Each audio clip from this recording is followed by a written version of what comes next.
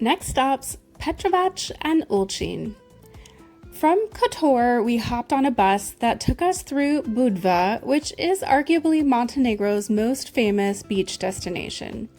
It's easy to see why people love it with its beautiful beaches, plenty to do, and a lively atmosphere. But it also comes with bigger crowds and higher prices. While it still may be a bargain compared to similar beach destinations elsewhere in the Mediterranean, it was a little pricier than our budget allowed and wasn't quite the vibe we were looking for. Instead, we continued farther down the coast in search of some quieter, more affordable Budva alternatives. Our first stop was Petrovac. With a population of just about 1,500 people, Petrovac offers a slower pace of life than many of Montenegro's more famous coastal towns. Our apartment just outside of town was spacious and comfortable and had a small but well-stocked kitchen that made it easy to cook a few meals. But the real highlight was the patio with its sweeping views of the hillside and the Adriatic Sea below. After settling in, we headed into town for lunch and shared a local specialty, the mixed grill platter. It turned out to be enough food for multiple meals, making it delicious and a great value. That evening, we enjoyed the first of what would become many sunsets from our patio. This quickly became our favorite place to relax, and the next morning we were right back in the same spot, coffee in hand, taking in the view once again. The next morning, we made our way down to the beach. The trade-off for those gorgeous views from our patio was a pretty steep downhill walk. The good news, the beach was downhill. The bad news, we knew we'd eventually have to come back up. As the path leveled out, we found ourselves wandering through lush greenery and olive trees before arriving at Lučice Beach. Lučice Beach is a picturesque pebble beach tucked into a small cove and surrounded by pine trees and clear turquoise water. It wasn't too crowded when we arrived, and after our walk down the hill, jumping in the chilly water was the perfect way to cool off. Well, perfect for Troy. I found it a little too refreshing. Our host had kindly lent us a beach umbrella, which we were grateful for in the summer sun, but after we got it set up, we realized it had seen better days. A few well-placed rips in the fabric meant we got just a little more sunshine than we had planned on. Thankfully, our host came to the rescue with another umbrella, and it served us well for the rest of our stay. We ended up spending many relaxing days at this beautiful little beach. Some days were busier than others, and a few were a bit windy, but we always managed to find a spot to settle in and enjoy the crystal clear Mediterranean.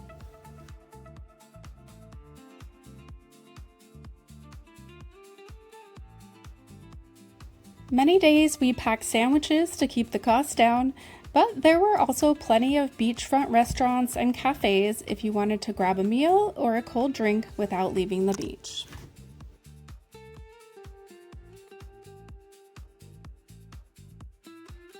Inevitably, at the end of every relaxing day on the beach, it was time to make the trek back up the hill. Who needs a gym membership when your vacation rental includes a complimentary stair workout?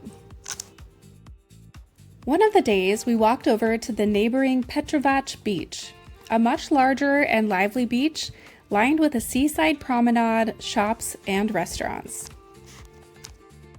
Montenegro does have regulations requiring beaches to maintain public access, though sometimes it's hard to tell with the seemingly endless rows of loungers available to rent. With sun lounger rentals running between $20 and $30 per day, we were lucky to find a spot to lay down our towels and enjoy the beach like the locals do. Compared to Lučice Beach, Petrovac Beach has much smaller rocks and almost reddish-colored sand, creating a beautiful contrast against the turquoise water. It was a completely different beach experience, but equally beautiful in its own way. On another day, we decided to venture a little further and took on the challenge of walking over a large hill to reach Buljarica Beach. It was a long, hot trek, but after all those hills, we knew we had earned some time cooling off by the water. Buljarica Beach is one of the longer beaches along this stretch of Montenegro's coastline, and it has a very different feel from the smaller coves and resort beaches nearby.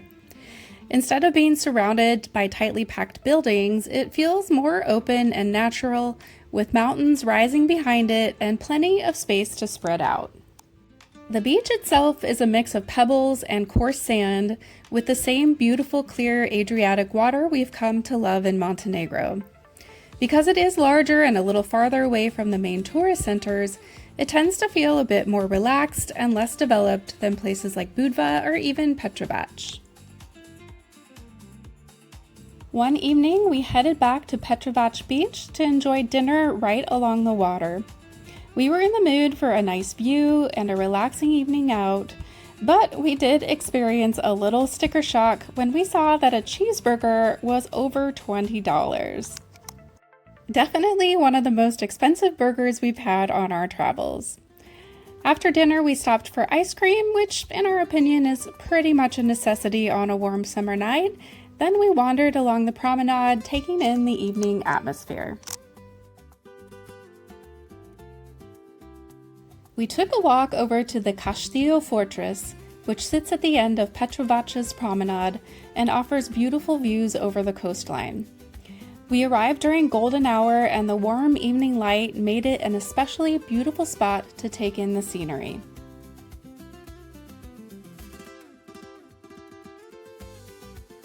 But the views weren't the only highlight. As we looked out over the water, we noticed some locals jumping from the fortress walls into the sea below.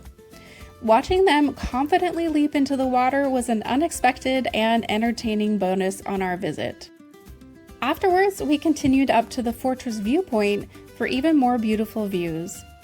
Castillo Fortress dates back to the 16th century when it was built under Venetian rule as a defensive outlook to help protect the town and harbor from pirate attacks. Today, the fortress is a much more peaceful place, offering a glimpse into Petrovac's history, along with one of the best spots in town to take in the coastline.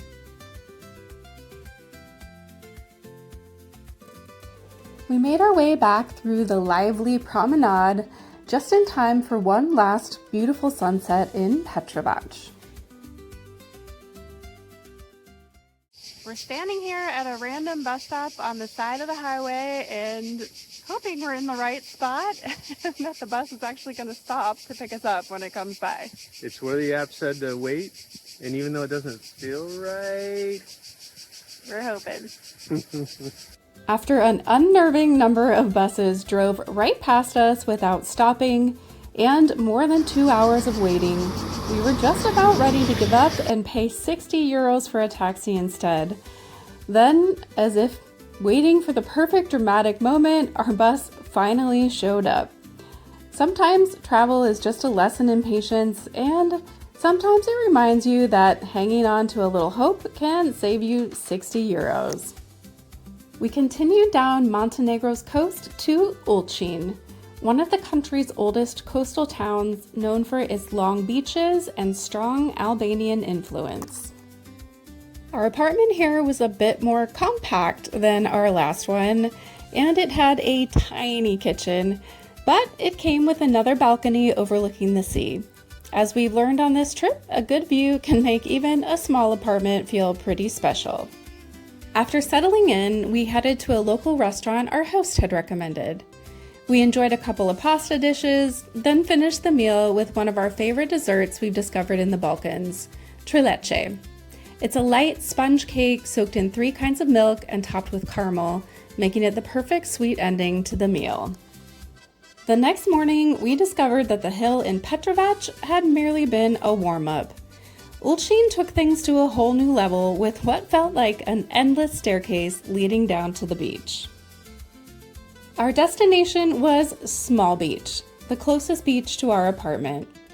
Located in a sheltered bay beside the old town, it's a lively stretch of sand with calm, shallow water and plenty of restaurants, cafes, and beach clubs lining the shore. We wove our way through the sea of umbrellas and beachgoers to cool off in the Adriatic. One thing that surprised us was just how shallow it was. You could walk a long way from shore and the water was still only about waist deep, making it a great spot to relax and cool off. This time, we weren't lucky enough to have a beach umbrella included with our apartment, so on our first day, we picked one up from a local vendor for less than $20. It turned out to be well worth the investment. We settled into the sand, enjoyed the shade, and had the sandwiches we'd packed.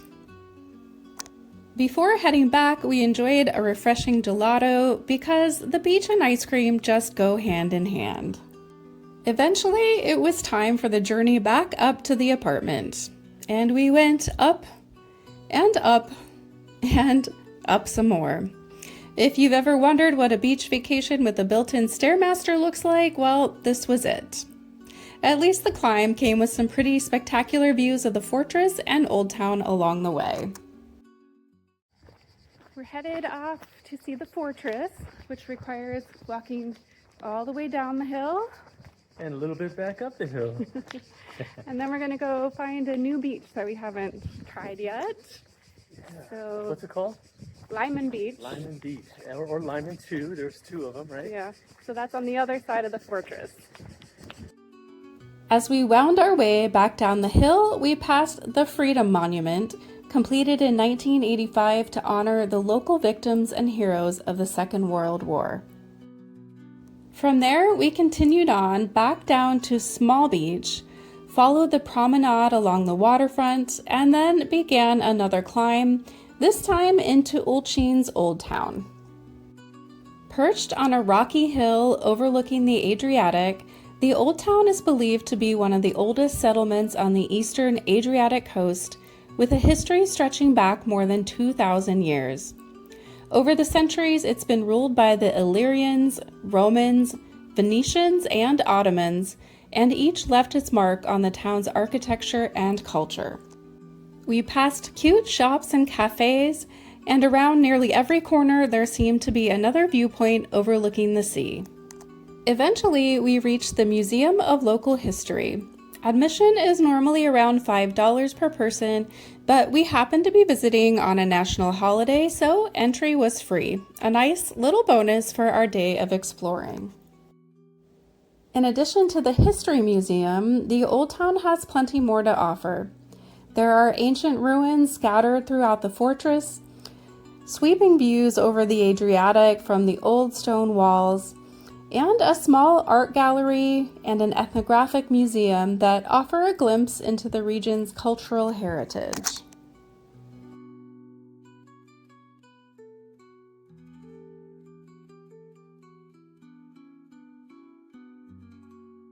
As we left the Old Town, we passed St. Nicholas Church and a small hillside cemetery before continuing on to Lyman Beach. Located beneath the cliffs just outside the Old Town, Lyman Beach is a smaller, quieter beach with crystal clear waters and beautiful views back towards Ulcinj's historic walls. Unlike Small Beach, the shoreline is covered with large, smooth stones. They weren't actually too bad to relax on, but getting in and out of the water was another story. The rocks made for a bit of an awkward entrance and exit. After cooling off with a swim, we spent some time relaxing by the water before sharing a pizza at a little beachside restaurant. We packed up our things, made our way back up the hill, and headed into town. Yesterday was Sunday, and it is government mandated that all the grocery stores have to be closed on Sunday, which we knew. So we planned to come to the grocery store on Monday instead. And a lovely gentleman outside told us all the grocery stores are closed today and tomorrow for a national holiday. So no groceries for 3 days in a row. And we were ready for that. We were not prepared for that. Fortunately, we found out through the power of the internet that the bakeries are exempt from that, as is the green market, which is like a little farmer's market. So we went there, and indeed they were open, and so we got enough food to last us. I think we are not going to starve, at least for the next couple days until the grocery store is open. So now we're taking a 23-minute walk home, and it's a very grueling 45 minutes. It's all uphill, and so that's the one nice thing about the Mediterranean coast is there's a lot of hills, and so we're having a good workout. No need to have a gym membership here. We survived the walk and were replenished for a few days and got some pretty cool views along the way. Our plan is to go over to Long Beach today, about 5-10 minute ride away, and we're heading up to the main drag so we can catch the mini bus that'll take us over there. It's supposed to be about $1.50, $2 per person, and we're going to explore, see what Long Beach has to offer.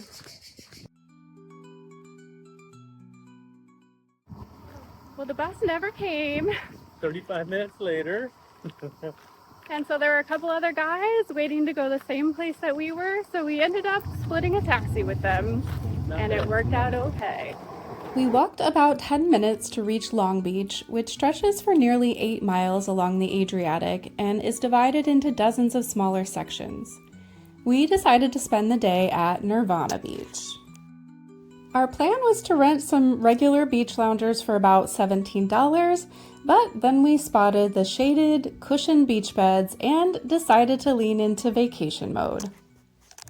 We are having fancy beach day today.